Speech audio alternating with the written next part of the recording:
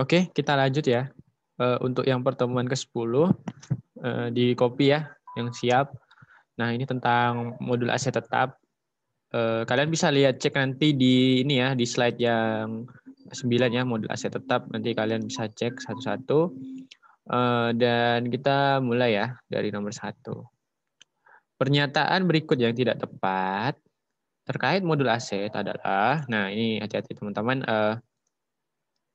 untuk terkait yang tidak tepat terkait modul aset, pertama menghasilkan laporan pertanggungjawaban BMN. Nah ini bisa kalian cek ya. Soalnya ini ada di slide kalau nggak salah di slide 47 ya, slide 47. Nah kalian bisa cek ya di situ. Nah terus yang B menghasilkan laporan manajer BMN ini sebenarnya nggak ada ya. Manajerial itu hanya ada di nggak salah model komitmen ya, aku nggak tahu juga. Tapi kayaknya ini kurang tepat karena emang nggak ada sebenarnya.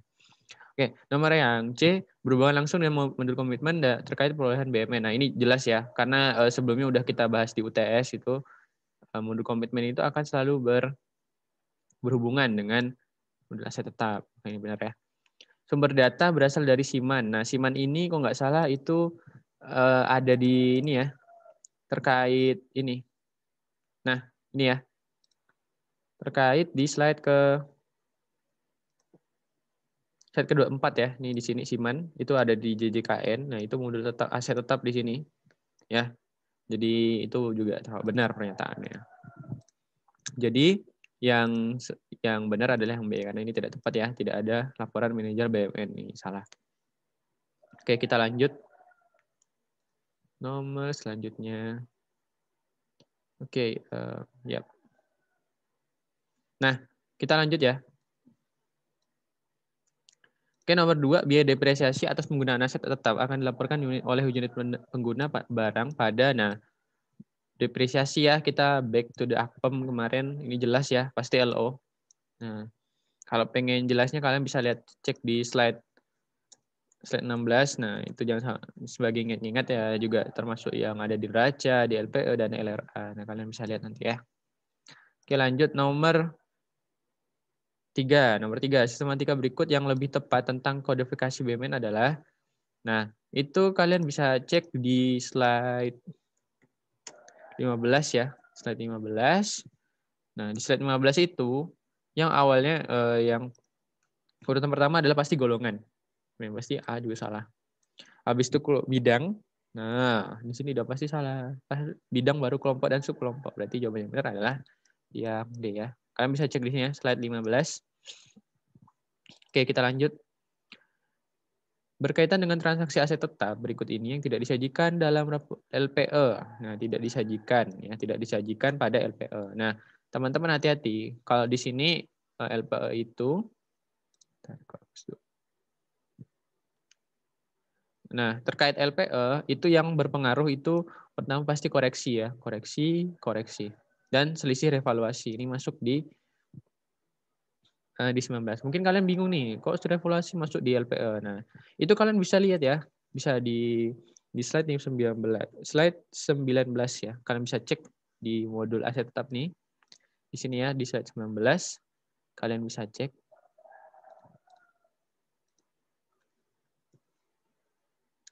Nah, ini ya. Kalau di LPO itu ada koreksi nilai persediaan, selisih revaluasi, dan koreksi nilai aset tetap non-revaluasi.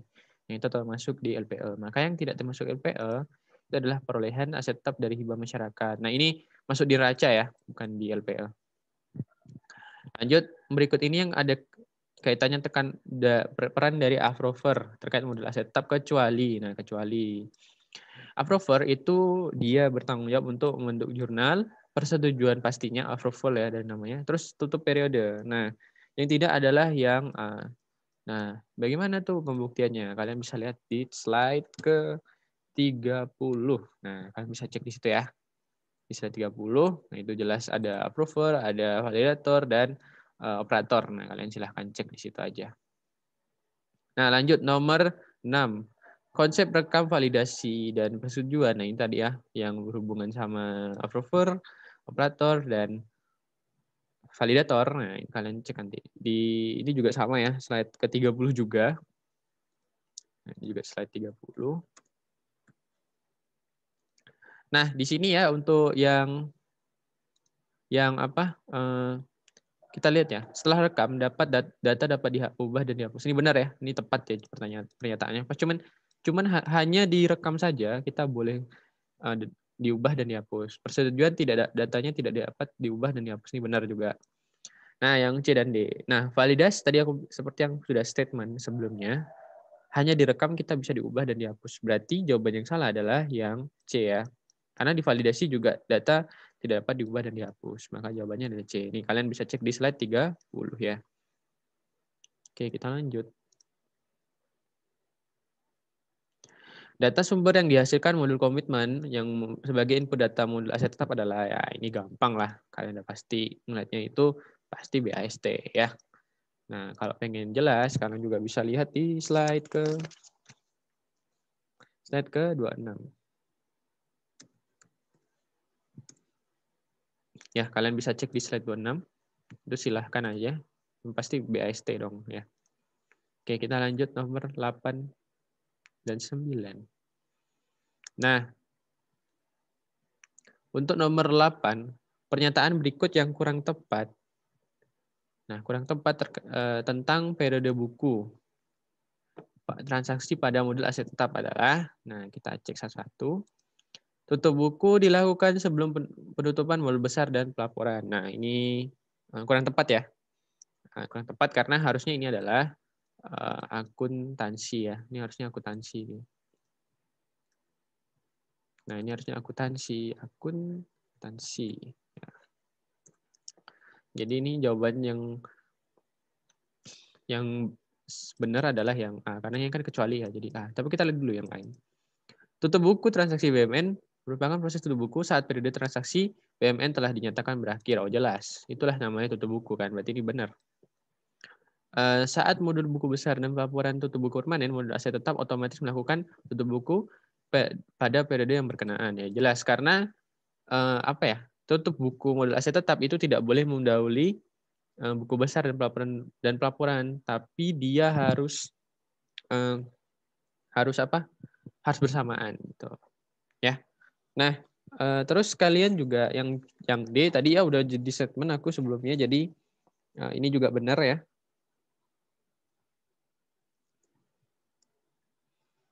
Nah, ini juga benar ya yang B tadi, buku besar dan pelaporan. Nah, ini juga harusnya udah benar ya, tidak boleh mendahului. Ini harus diperhatikan benar-benar. Oke.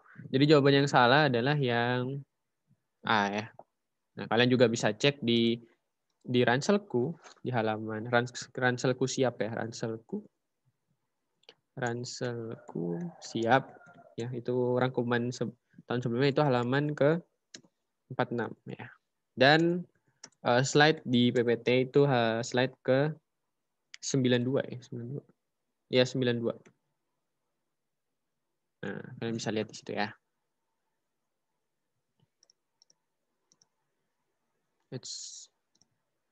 Kalian bisa lihat di slide ini, halaman slide 42 ya, slide 42. Nah, di sini ya, kalian cek nanti ya. Lebih jelasnya, ini slide tadi. Oke, kita lanjut nomor 9 dan 10, nomor terakhir.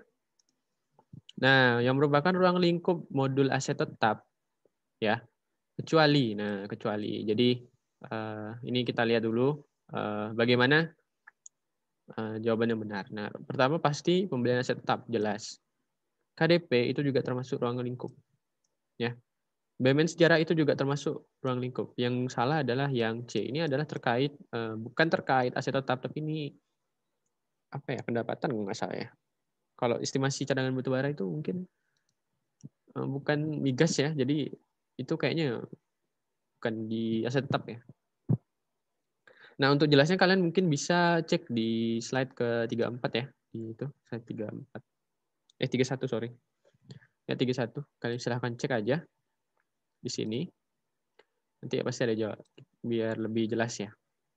Oke, kita lanjut terakhir. Nah, ini nomor 10 mungkin aku akan sedikit ini ya, sedikit apa ya namanya? Akan men-state kalau ini memang perlu sedikit apa ya? penekanan sebenarnya. Karena memang jawabannya itu menurut aku ini bonus soalnya. Kenapa? Kita lihat ya. Pernyataan berikut yang kurang tepat adalah, nah, nomor 10, BMN yang baru direkam dan belum disetujui maka belum dapat dicatat dalam DBR ya, daftar barang rincian nggak salah ya. Nah, ini itu juga bisa lihat di slide 37 ya. Kita lihat dulu slide 37. Slide 37. Oke. Oke, daftar barang ruangan, sorry. Nah, di sini ya, transaksi pencatatan DBR hanya dilakukan atas BMN yang transaksinya sudah disetujui approver. BMN yang baru rekam dan belum setujui belum dapat dicatat di KIB, DBR atau DBL. Nah, berarti jawabannya A benar ya. Pernyataannya A ini benar.